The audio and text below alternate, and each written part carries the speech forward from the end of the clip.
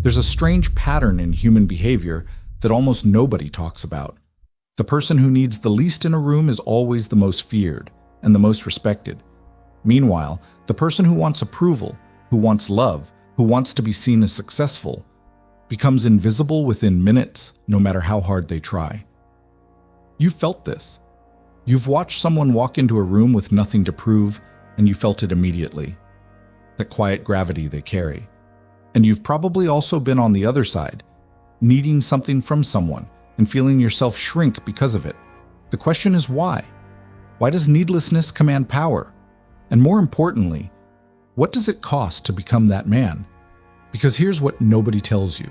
It costs everything you currently think you are.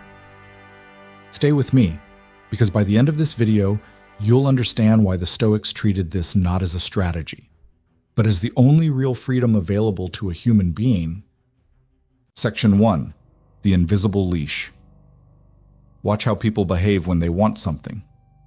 A man at work who needs his boss's approval starts speaking differently. His sentences shorten. He laughs at jokes he doesn't find funny.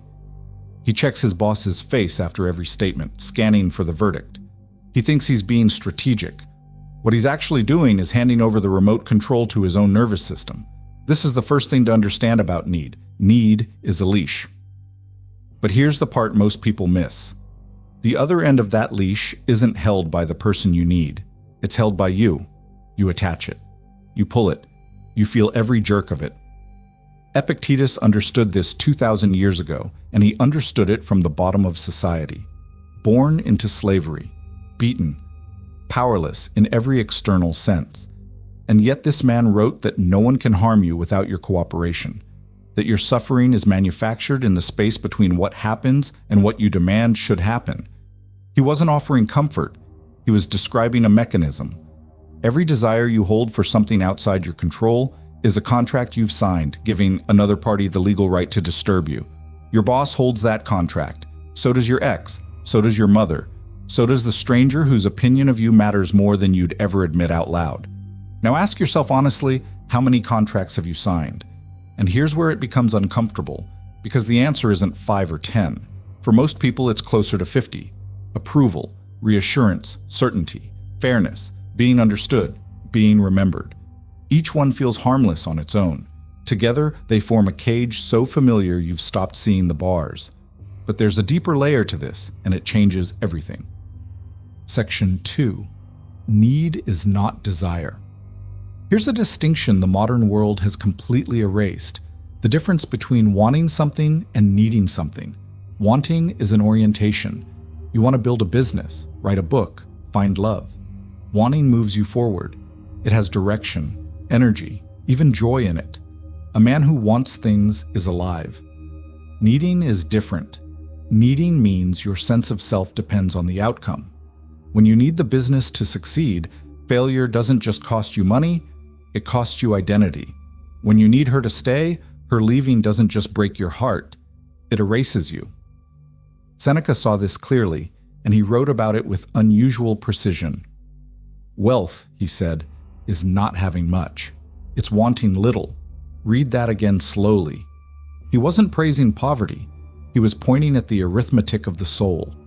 Your wealth is measured by the gap between what you have and what you require. Shrink the requirement, and you grow rich without acquiring anything. Most people read that as a nice quote and move on. They miss the mechanism underneath it. The mechanism is this. Need creates fragility through expectation. Every time you need an outcome, you pre-live its absence. You suffer the loss before it happens. The man waiting for a text message back experiences rejection 40 times before the phone even buzzes. The employee awaiting performance review lives through being fired a dozen times in 1 week. The Stoics had a name for this pre-living suffering: anticipatory anxiety, and Seneca called it paying interest on a debt that might never come due. Think about your own week. How many hours did you spend suffering events that never occurred? That's the tax need collects, continuously, silently. And once you see that tax, you start seeing it everywhere. In the friend who can't make a decision without group consensus, in the partner who needs constant reassurance, in yourself checking your phone for the 11th time today. But removing need sounds impossible, doesn't it? Like asking water not to be wet. That's because everyone goes about it backwards. Section 3. The subtraction.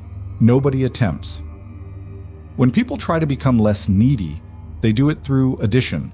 They add confidence techniques. They add affirmations. They add gym routines, new wardrobes, status symbols. All attempts to become the kind of person who doesn't need by accumulating proof that they're worth something. It fails. Every time. And the reason it fails reveals something profound. You cannot fill a need from the outside because need was never created by lack of external things. Need was created by a decision, usually made long ago, usually unconsciously, that your value lives outside you. Consider how a child learns neediness. A child discovers somewhere around age 4 or 5 that love is conditional, that approval must be earned, that some versions of himself get warm responses and others get cold silence. From that moment, he begins outsourcing his worth. He becomes a negotiator, trading behavior for affection, achievement for attention. 20 years later, that child is a grown man negotiating with the world, still trading, still performing, still needing. The strategies changed. The contract never did. So subtraction, not addition, is the actual path. And Marcus Aurelius, an emperor, remember, a man with more external validation than any human in history, wrote to himself nightly, alone, in a private journal never meant for publication, reminding himself of exactly this. Strip away the opinion of others, he told himself. Strip away reputation. Strip away the fear of judgment. What remains? What remains is the only thing that was ever yours. An emperor with everything, practicing the same subtraction as a former slave. Two men separated by every possible circumstance, arriving at the identical conclusion. That convergence should stop you. When the man who owned nothing and the man who owned everything both identify the same enemy, the same internal dependence, you're not looking at philosophy anymore. You're looking at a law of human nature. But knowing the law and surviving its application are two very different things. Because the moment you actually begin subtracting need from your life, something strange happens. Something nobody warns you about. Section 4. The loneliness of the unshakable. Nobody warns you about this part. The man who stops needing begins losing people. Not dramatically, not through arguments or betrayals, but quietly, through a kind of social starvation. Here's why. Most relationships run on mutual need. Your friendships survive because each of you provides something the other requires. Validation, distraction, shared complaints, borrowed certainty. Your romantic relationship may run on the fear of being alone. Even family bonds often run on obligation and guilt, which are just needs wearing formal clothing. When you remove your needs, you remove your side of these transactions. And people notice. They can't articulate what changed, but they feel it. Conversations with you stop feeding them the way they used to. You listen without anxiously agreeing. You offer perspective without desperately seeking their approval of your perspective. You've become, in their language, different. Some will call it arrogance. Some will drift away. Some will test you, escalating provocations, manufactured drama, withdrawal of warmth, trying to determine whether your calm is real or performed. These tests are the price of admission, and most men fail them. Not because the tests are hard, but because the loneliness in the middle of the transformation is genuinely painful. There's a stretch of road, sometimes months, sometimes years, where the old world has released you but the new one hasn't formed yet.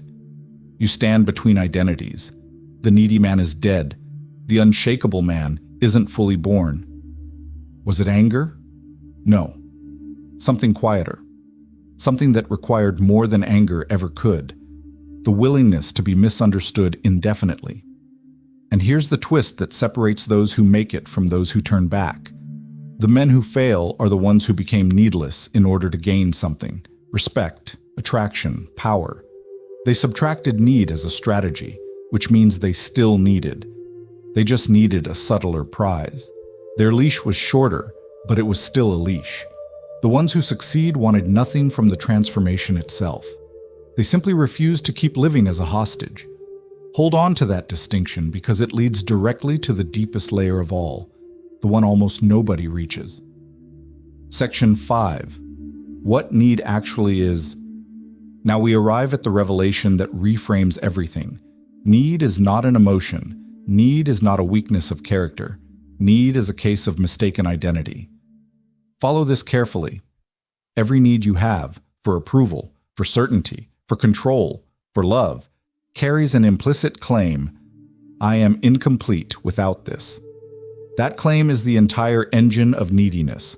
Remove the claim, and the need has nowhere to live. So the real question is, where did you learn that you were incomplete? You didn't discover it. You were taught it. By conditional love, by comparison, by a culture that profits enormously from your sense of lacking. Because a man who believes he's incomplete will buy anything, obey anyone, and chase endlessly whatever promises to complete him. Your neediness was installed, which means it can be uninstalled. And this is what the Stoics meant by something far more radical than self-improvement. Epictetus, and I'll say it plainly now, taught that you were born with everything required: the capacity to reason, the capacity to choose your response, the capacity to find the good in any circumstance. These cannot be taken from you, cannot be sold, cannot be lost in a breakup or a bankruptcy. Everything else, status, possessions, even other people's love, was always on loan. The unshakable man is not a man who has conquered his desires. He's a man who has stopped believing the lie of his own incompleteness. Feel the difference. One is a fight against yourself, endless and exhausting. The other is simply seeing clearly once and never unseeing it. This is why the man who needs nothing cannot be manipulated. Manipulation works exclusively through manufactured incompleteness, making you feel insufficient so you'll seek the manipulator's remedy. Flattery exploits your hunger for approval. Threats exploit your fear of loss. Guilt exploits your need to be good. A man who knows he's already whole stands outside the entire economy of manipulation. There is no lever. There is no button. People sense this instantly, even if they can't name it, and that sensing is what they experience as your presence.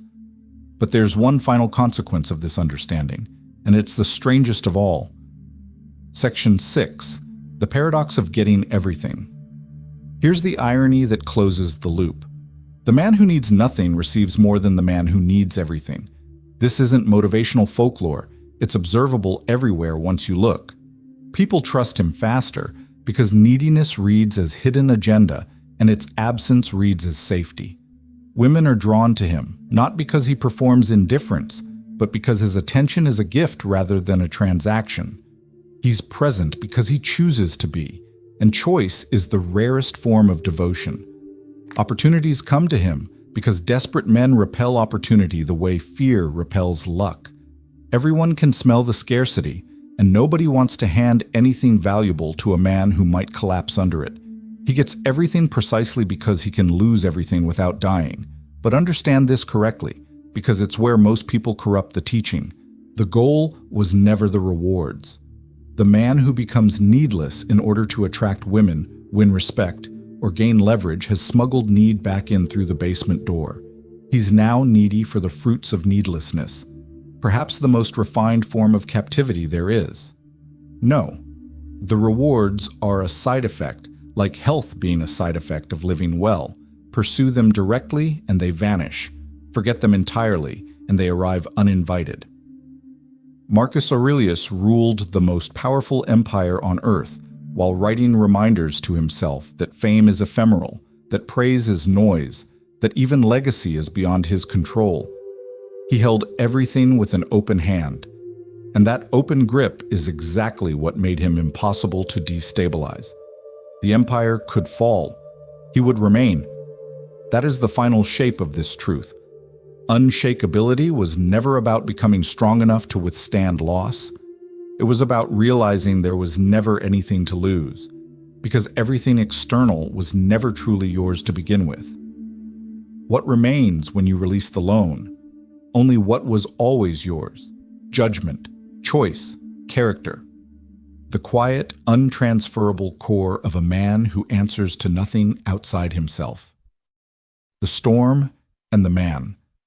So here is where we land, deeper than the title promised. The man who needs nothing is unshakable, yes. But the real discovery is this. He isn't unshakable because he built walls. He's unshakable because he stopped pretending the storm was his responsibility. He signed no contracts. He holds no leashes, not even his own. Everything he has, he holds lightly. Everything he is, no one can touch. And the question the Stoics leave you with is brutally simple. How much of your life, right now, is being lived to satisfy needs you never chose, installed by others, maintained by habit, defended as personality? You don't have to answer out loud, but somewhere tonight, when the room goes quiet, you will. If this reached something true in you, write unshakable power in the comments. Not for me, but as a signal to yourself, and to every other man reading who's ready to put the leash down. If this channel speaks to you, subscribe to Stoic Horology. These conversations continue every week. Leave a like if this earned it, and share it with one man who needs to hear that he was never incomplete to begin with. The storm was never yours to control, only the man standing in it.